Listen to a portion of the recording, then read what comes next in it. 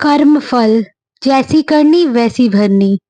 बेटा बनकर, बेटी बनकर, दामाद बनकर और बहू बनकर कौन आता है जिसका तुम्हारे साथ कर्मों का लेना देना होता है। लेना देना नहीं होगा तो नहीं आएगा। एक फौजी था। उस उसकी माँ नहीं, बाप नहीं, शादी नहीं, बच्चे नहीं, भाई नहीं, बहन नहीं। अकेला ही कमा कमा के फौज में जमा करता जा रहा था। तो थोड़े ही दिन में एक सेठ जी जो फौज में माल सप्लाई करते थे, उनसे उनका परिचय हो गया और दोस्ती हो गई। सेठ जी ने कहा, जो तुम्हारे पास पैसा है वह उतने के उतने ही पड़ा है, तुम मुझे दे दो, मैं कारोबार में लगा दूं तो पैसे से पैसा बढ़ जाएगा, इसलिए तुम दे दो। फौजी ने सेठ जी को पैसा दे दिया। सेठ जी ने कारोबार में लगा दिया। कारोबार उनका चमक गया, खूब कमाई होने लगी, कारोबार बढ़ गया। थोड़े ही दिन में लड़ाई लग गई। लड़ाई में फौजी घोड़ी पर चढ़कर लड़ने गया। घोड़ी इतनी बदतमीज थी कि जितने जोर से लगाम खींचे उतने ही तेज भागे। खींचते खींचते उतने ही तेज उसके गलफड़ तक कट गए, लेकिन वह दौड़कर दुश्मनों के गोल में जाकर खड़ी हो गई। दुश्मनों ने वार किया, फौजी भी मर गया, घोड़ी भी मर गई। अब सेठ जी को मालूम हुआ कि फौजी मर गया, तो सेठ जी बहुत खुश हुए कि उसका कोई वारिस तो है नहीं। अब यह पैसा देना किसको है?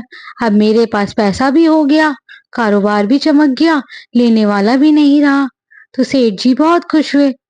जब तक कुछ ही दिन के बाद सेठ जी के घर में लड़का पैदा हो गया। अब सेठ जी और खुश कि भगवान की बड़ी दया है। खूब पैसा भी हो गया, कारोबार भी हो गया, लड़का भी हो गया, लेने वाला भी मर गया। सेठ जी बहुत खुश हुए। वह लड़का होशियार था, पढ़ने में समझदार था। सेठ जी ने उसे पढ़ाया लिखाया। जब वह पढ़ लिख कर बड़ा हो गया तो सोचा कि अब यह कारोबार संभाल लेगा, चलो अब इसकी शादी कर दे। शादी करते ही घर में आ गई बहू रानी, दुल्हन आ गई। उसने सोचा कि चलो बच्चे की शादी हो गई, अब कारोबार संभालेगा। लेकिन कुछ ही दिन के बाद बच्चे की तबीयत खराब हो गई। अब सेठ जी डॉक्टर के पास, हकीम के पास, वैद्य के पास दौड़ रहे हैं। वैद्य जी जो दे रहे हैं, दवा खिला रहे हैं और दवा असर नहीं कर रही। बीमारी बढ़ती ही जा रही है, पैसा बर्बाद हो रहा है और बीमारी बढ़ती ही जा रही है। रोग कट नहीं रहा, पैसा खूब लग रहा है। अब अंत में डॉक्टर ने कह दिया कि लाइलाज मर्ज हो गया है, इसको अब असाध्य रोग हो गया है, यह बच्चा 2 दिन में ही मर जाएगा। डॉक्टर के जवाब देने पर सेठ जी निराश होकर बच्चे को लेकर रोते हुए आ रहे थे। रास्ते में एक आदमी मिला, कहा, अरे सेठ जी क्या हुआ, बहुत दुखी लग रहे हो। सेठ जी ने कहा, यह बच्चा जवान था, हमने सोचा बुढ़ापे में मदद करेगा, अब ये बीमार हो गया शादी होते ही। हमने इसके लिए खूब पैसा लगा दिया, जिसने जितना मांगा उतना दिया, लेकिन आज डॉक्टरों ने जवाब दे दिया अब यह बचेगा नहीं, असाध्य रोग हो गया, लाइलाज मर्ज है, अब ले जाओ घर, 2 दिन में मर जाएगा। आदमी ने कहा, अरे सेठ जी तुम क्यों दिल छोड़ रहे हो, मेरे पड़ोस में वैद्य जी दवा देते हैं, 2 आने की पुड़िया खाकर मुर्दा भी उठकर खड़ा हो जाता है, जल्दी से तुम वैद्य जी की दवा ले आओ। सेठ जी दौड़कर गए, 2 आने की पुड़िया ले आए और पैसे दे दिया। पुड़िया ले आए, बच्चे को खिलाई, बच्चा पुड़िया खाते ही मर गया। बच्चा मर गया, अब सेठ जी रो रहे हैं, जेठानी भी रो रही है और घर में बहू रानी और पूरा गांव भी रो रहा। गांव में शोर मच गया कि बहू रानी सेठ की कमर जवानी में टूट गई, सब लोग रो रहे हैं। तब तब तक एक महात्मा जी आ गए। उन्होंने कहा, भाई क्यों रोना धोना। लोग बोले, इस सेठ का एक ही जवान लड़का था, वह भी मर गया, इसलिए सब लोग रो रहे हैं, सब दुखी हो रहे हैं। महात्मा बोले, सेठ जी रोना क्यों। सेठ महात्मा, जिसका जवान बेटा मर जाए वह रोएगा नहीं तो क्या करेगा। महात्मा तो सेठ से बोले, हाँ, कारोबार के लिए पैसा मिला था तो खुशी थी। महात्मा, अरे उस दिन तो आपकी खुशी का ठिकाना ही नहीं था। सेठ, किस दिन? महात्मा, अरे जिस दिन फौजी मर गया, सोचा कि अब तो पैसा भी नहीं देना पड़ेगा, माल बहुत हो गया, कारोबार खूब चमक गया, अब देना भी नहीं पड़ेगा, बहुत खुश थे।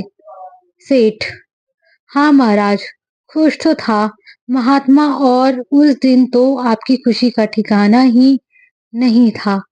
पता नहीं कितनी मिठाइयाँ बट गई थी उस दिन। सेठ, किस दिन? महात्मा, अरे जिस दिन लड़का पैदा हुआ था।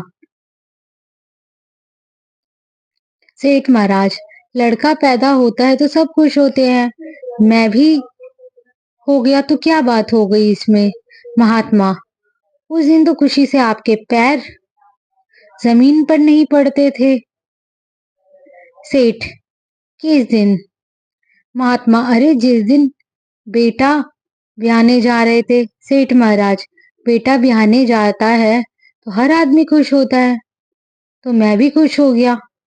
महात्मा, तो जब इतनी बार खुश हो गए तो जरा सी बात के लिए रो क्यों रहे हो? सेठ महाराज, यह जरा सी बात है क्या?